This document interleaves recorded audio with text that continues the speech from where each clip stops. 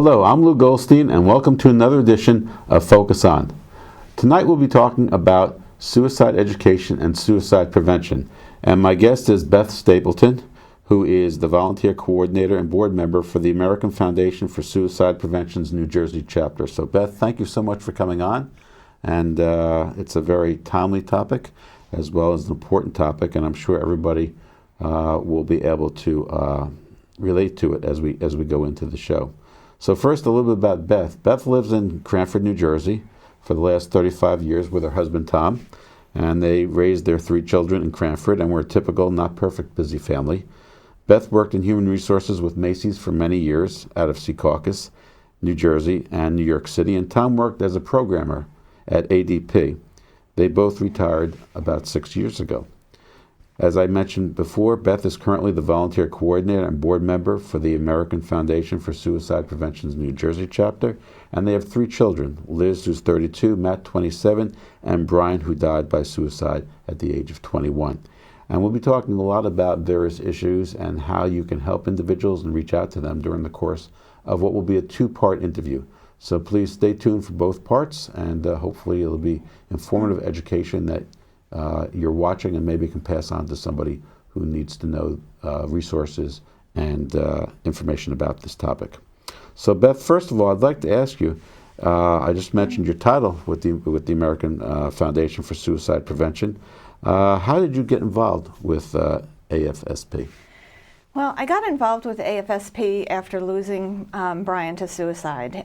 He had just graduated from the University of Delaware, and in the early morning hours after, he took his own life. And we were shocked by this. He had struggled as a sophomore, but he had reached out to us. So we thought if he was struggling again with depression or anxiety, that he would tell us. So his suicide came as a shock to us, although looking back in hindsight, we feel like there were signs.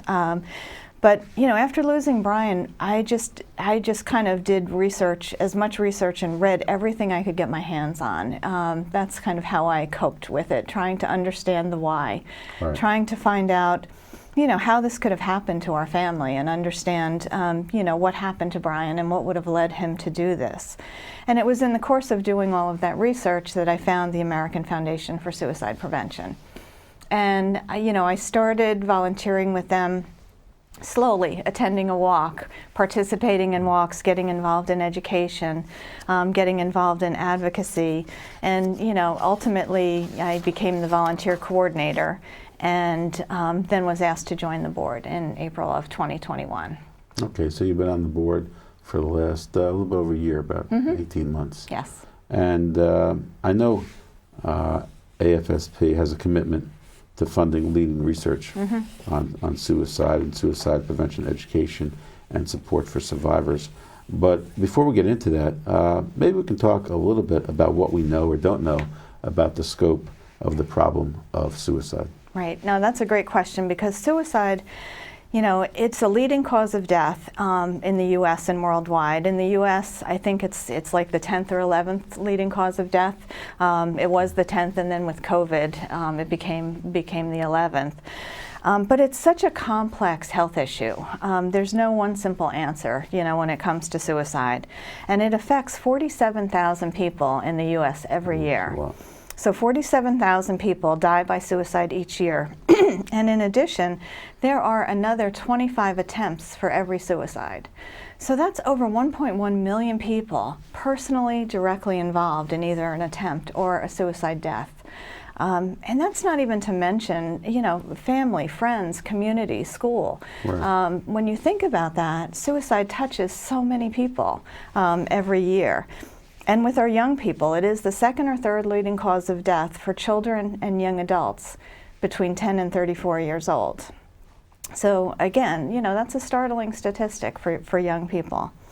And we also know that about 90% of people who die by suicide had an underlying mental health condition at the time of their death. Right. Now, it may or may not have been diagnosed, and they may or may not have been getting treatment for it, but we do know that about 90% had a mental health condition prior to their death.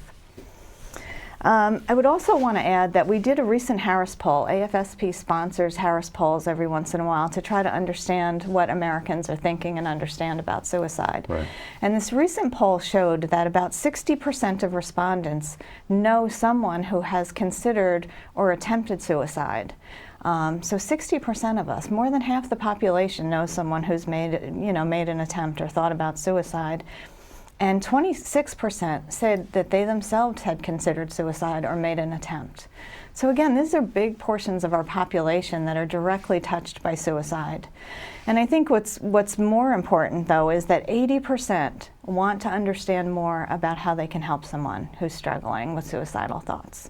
So there's that many people that seems like suicide touches not only family but also friends and Yes. extended family. And I guess people want to know a little bit about warning signs, and what warning signs should people look for, in the ones they love or, the ones that they know who are struggling and might be on the brink of being suicidal. Mm-hmm. So as I mentioned, suicide is a very complex health issue, but there are generally some warning signs, and they fall into 3 different categories. It's talk, behavior, and mood. So talk is pretty clear, right? They say they have no reason to live.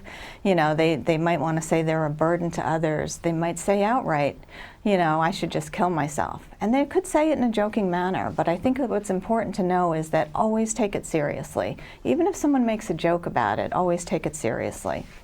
Some of the behavioral things that you may look for, signs you may look for, include increased use of alcohol or drugs, sleeping issues. Now, we often associate sleeping too much with depression, right? Yeah, People right. who are lethargic and sleeping too much. Mm-hmm. But very often people who are suicidal might have insomnia and not sleep at all. So that's a challenge as well. They could be acting recklessly, and they could withdraw from both people and things that they previously enjoyed doing. So those are some of the behavioral signs to look for. And then finally, in mood. In mood, you're looking for things you would typically expect to see in someone who's feeling, overwhelmed and hopeless and helpless. So you're looking for things like depression or apathy. Also anger and rage, though. People who are depressed very often, feel very angry. You could see impulsive activity. They could be acting impulsively. And they could also, behave in a way that shows that they're embarrassed or humiliated by what they're going through. So those are all different things that you can look for. And I realize that those are a lot of different things. And people go through bad times in their life where they display some of these, moods or behaviors. What is key here is really trusting your gut. You know the person that you're worried about. So trust your gut. If you feel like you should talk to that person and find out if they're okay, reach out and talk to them. Don't just assume that they're going through a bad period or this is normal teen angst. Trust your instincts, especially about people close to you, and reach out and have a conversation with them. Okay. Now, this is, a very brief, touching on what these warning signs could be. AFSP does offer a program that's called Talk Saves Lives. What's that about? It is a general overview about the scope of suicide, but also goes into a good deal of detail about warning signs, risk factors, protective factors, and also what you can do if you're concerned about somebody who you think may be suicidal. So I would encourage people who want to dig into this a little bit more to look for Talk Saves Lives. The program, it's offered at AFSP in New Jersey pretty frequently. Okay. I know it's tough to broach a conversation with someone that you may, in your mind, think is giving off the warning signs. So what are the things that we should say, or what are some of the things we shouldn't say to someone who we may think might be showing those behavior patterns? Yeah, that's a really good question. I think the first thing you should do is find a private, quiet place to talk to someone, and then ask them directly if they're thinking about suicide. I know that can be a really scary thing to do, and I think very often we've been given the impression that maybe if you say suicide to somebody, you'll be putting the thought in your head. Right. But that's just not the case.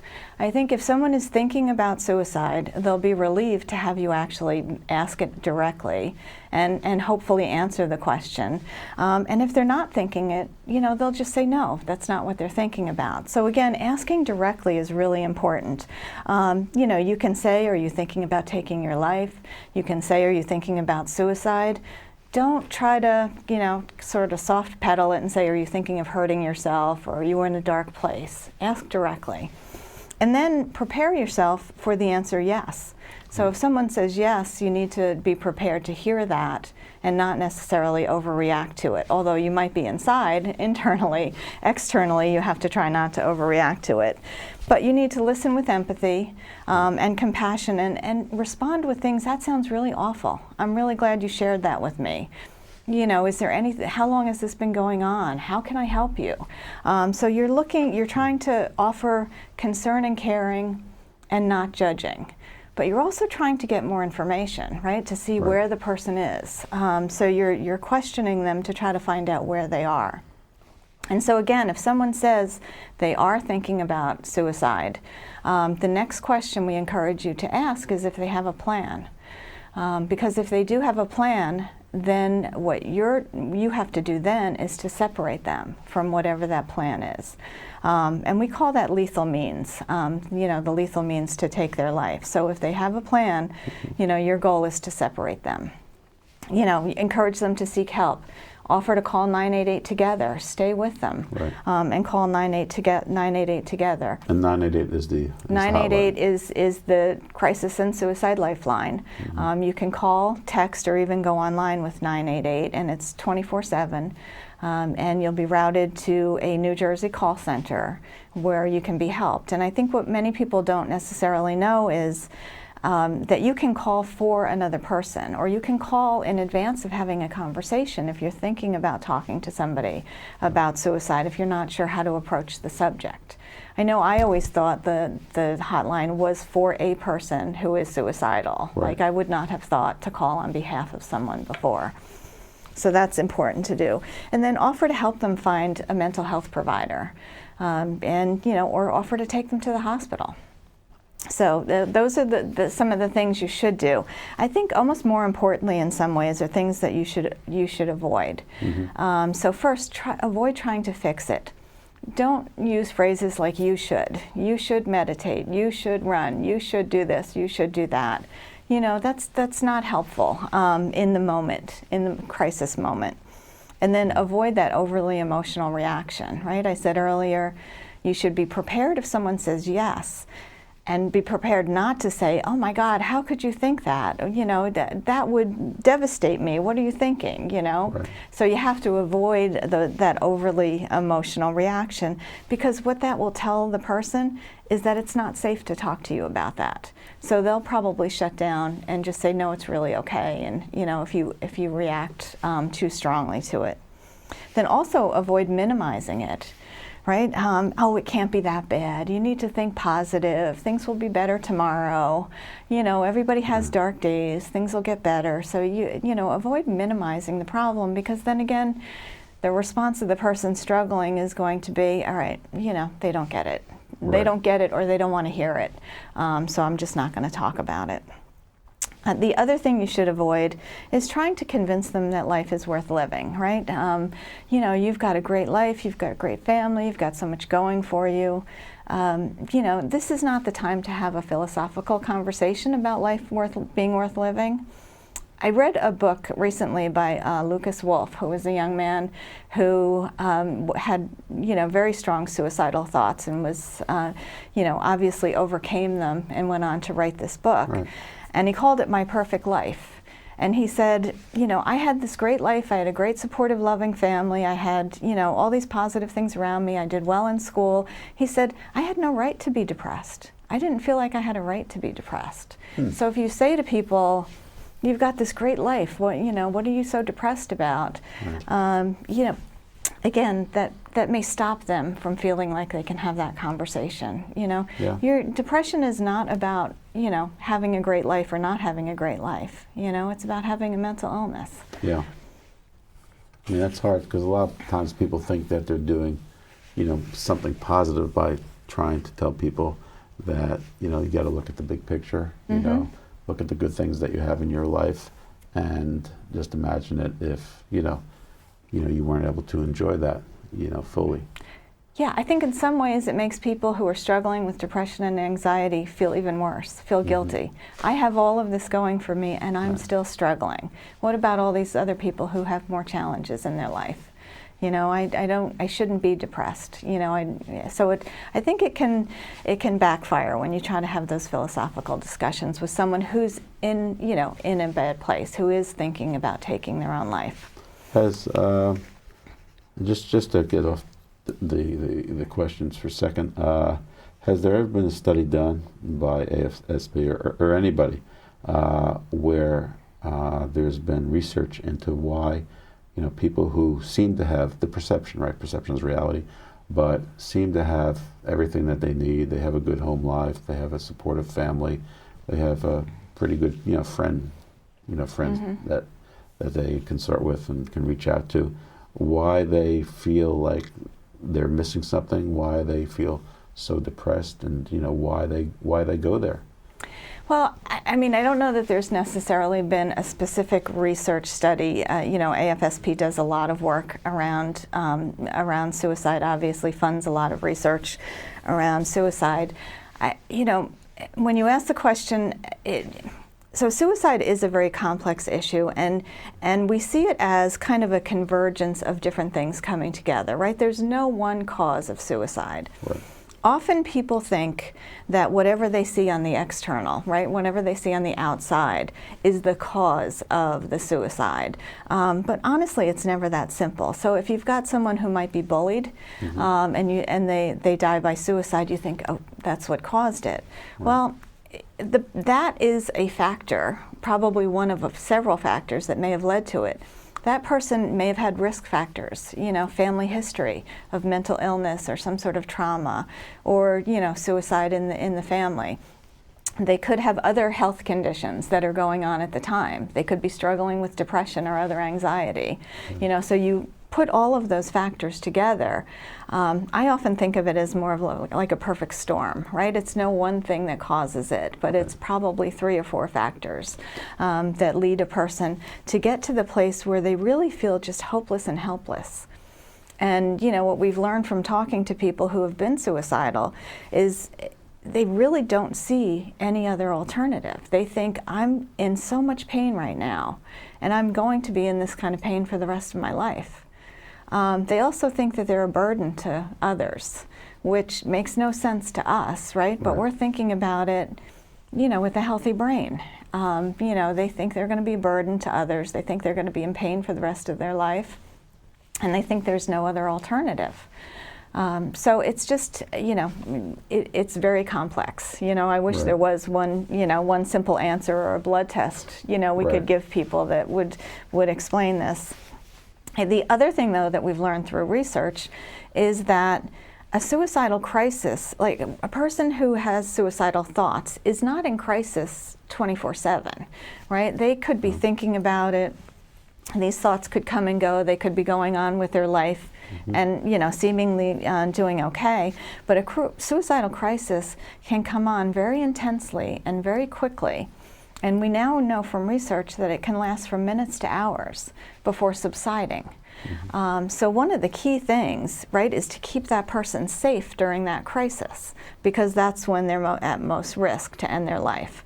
So, the point here is to put, some time and distance between that person and what they've thought of in terms of how they want to end their life. So you put time and distance in there so that they can have time for the crisis to pass, and that they can also have time to get help. Right. Has AFSP, in talking with individuals who, were thinking about suicide but didn't complete it, have they ever talked to them? I'm just saying in generality now, about the impact that if they did commit suicide would have on their friends and family, and what that would mean, and the impact it would have on others in their lives? Well, again, AFSP doesn't actually do the research, but they fund it. But you know, again, I think about the book that I mentioned earlier, Lucas Wolf and his book on A Perfect Life. He actually did, you know, in considering suicide, actually thought about, you know, family and friends and what he would say to certain family members. And, you know, we know that I think it's about 30 to 40% of suicides, people do leave a note and kind of for loved ones. Right. But I think what's hard for us to understand, again, thinking about this with a healthy mind, is that someone who is in that crisis isn't necessarily thinking about anything but ending that pain. So they're not thinking, you know, what is this going to do to my family? Or, you know, in the moment, they're just thinking, I have to end this pain, and they're going to be better off without me anyway. You know, this notion of feeling like a burden, I hear over and over again when, you know, when I read information on this, which is, again, hard to hear and hard to think about because, you know, I would have done anything for my son. He was not a burden. I never would have thought of it that way. But to know that he probably was thinking that, you know, at the time is tough to hear. I mean, there's another book that I've read that's called Dying to Be Free. Right. It was written by Kurt Cobain's cousin, I believe, and another author. And, you know, they talk in that book about what they call psych ache, which is this psychic pain, this psychological pain, psych ache. And it's something, again, that when you've got a healthy mind, you can't envision what that feels like. Right. But it's this, you know, very intense pain and intense tunnel vision and just an overwhelming feeling like you just, you know, like you're a burden to others and it's hopeless. And it's always going to be that way, you know. Wow. Well, we're all about education, you know, and prevention. And I was wondering if you could share, if you have any upcoming events that you'd like to share. Yeah, absolutely. I mean, we've got a couple Out of the Darkness walks. AFSP, probably most people know us from the walks that we do in communities around the state and around the country. So we have 2 upcoming walks in November, one right here in Mercer County on November 5th in Veterans Park in Trenton, and on November 6th in Middlesex County in Thompson Park in Monroe Township. So those are the 2 upcoming November walks that we have. But also in November, we have what we call International Survivors of Suicide Loss Day. And that's a mouthful, so we typically just call it Survivor Day. So every year, the Saturday before Thanksgiving, you know, acknowledging that the holidays are a tough time for suicide loss survivors. We host events across, you know, it's international, so it's around the world, but across the state and across the country to bring just suicide loss survivors together, to, you know, kind of bring them together in community, help them, you know, with shared understanding of their loss. We typically have, you know, experts come on, do panel discussions and show an AFSP produced documentary, and then have some breakout sessions and, you know, lots of activities just to really try to bring some community and some hope to suicide loss survivors. I think one of the toughest things in going through this is feeling very much alone in your loss and in your grief. So this Suicide Survivor Day, and it's November 19th this year. Okay, that's a Saturday? It's a Saturday, November 19th. You know, the intent is to bring support and hope to suicide loss survivors.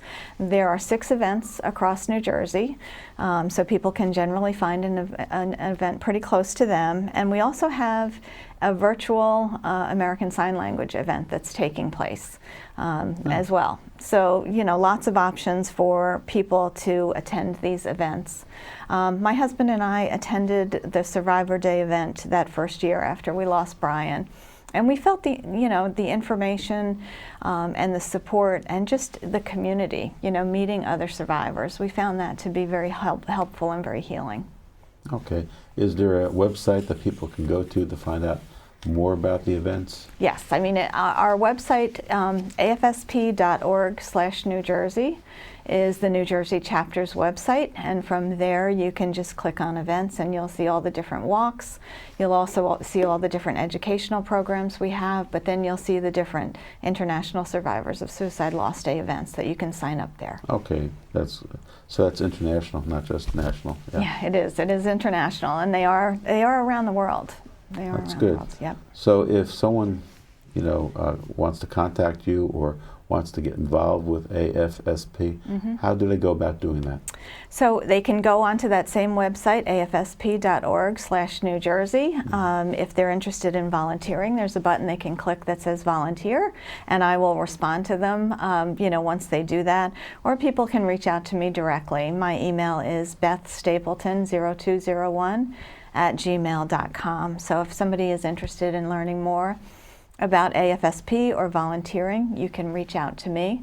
I will say that there is a great resource that's available to people in New Jersey that I also wanted to mention. So our New Jersey chapter board chair, Wendy Sefcik, has partnered with the Traumatic Loss Coalition in New Jersey. And they've created this great website resource that's called a Padlet, which is, it's a website with links, basically. But it's a great resource that contains information for the entire state. And it breaks it down, though, by educators, parents, youth. So it breaks it down into the different areas. So if you're a parent and you've got some concerns, you can go there and just look, throughout the column and find something that, might be a great resource of information for you to help you. So we'll definitely make that link available to people, but it's got, as I said, great resources for educators, parents, and youth. Okay. Well, basically, I think that you've given us a lot of information for everybody out there to hopefully, digest. And as Beth said, you can contact the afsp.org New Jersey chapter to see the events, or if you want to volunteer, or if you want to donate. I'm sure that the AFSP would be very very happy to receive donations on behalf of from you. On behalf of in remembrance of those who are no longer here, or just to help research to further prevent and educate individuals on how they can best, talk to individuals who may be suicidal and hopefully prevent them from carrying them through. So, Beth, I want to thank you very much for coming on, and we'll continue our conversation shortly when we continue part 2. And until that time, I'm Lou Goldstein, thanking you for watching part 1 of my conversation with Beth Stapleton on suicide education and prevention, and I hope you will continue to watch in the days ahead as we do part 2 and talk about some of the important aspects that you need to know about suicide and prevention and education. So until that time, stay healthy, stay active, stay focused, and I'll see you next week on another edition of Focus On. Have a good night.